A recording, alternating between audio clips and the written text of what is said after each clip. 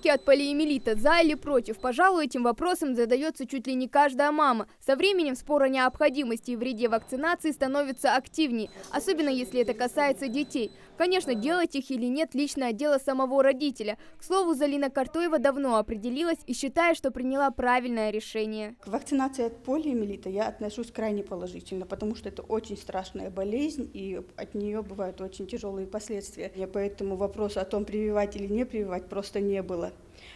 Своевременно мы провели прививки в 3 этапа, и надеюсь, что нас пронесет. Полиомиелит – это тяжелое инфекционное заболевание, которое поражает и преимущественно детей раннего и среднего возраста. Инфекция может протекать как в легкой, так и в тяжелой формах. Если при первом наблюдается только небольшая лихорадка, мышечные и головные боли, то при паралитической форме в течение 3-4 дней развиваются асимметричные параличи конечностей, а это в свое время может привести к инвалидизации. Средств для лечения полиомиелита пока еще не найдено. Единственным способом предупреждения этого заболевания является вакцинация. Для проведения профпрививок мы используем 2 вакцины. Это ОПВ живая и ИПВ инактивированная вакцина. Детей начинаем прививать в 3-месячном возрасте с интервалом 1,5 месяца для того, чтобы выработался более стойкий иммунитет.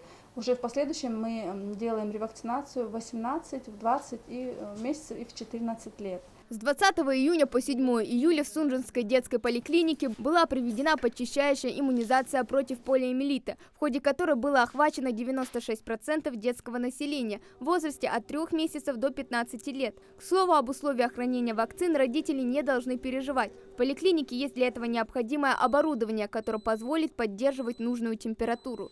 У нас в прививочном кабинете находится 2 холодильника.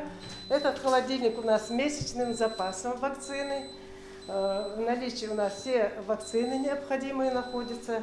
Здесь соблюдается температурный режим +2, +8. И мы этот открываем по мере необходимости. Он все время у нас так стоит. А тут еще у нас 1-й холодильник. В этом 1-м холодильнике у нас вакцины ежедневные. Вот.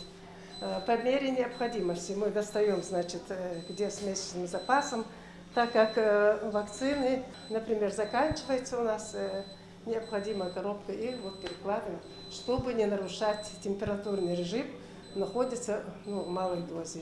Если раньше вопрос прививки не стоял так остро, то сейчас перед родителями сложный выбор. Многие отвечают, что человеческий страх и риск заболевания после вакцинации, по их мнению, велик.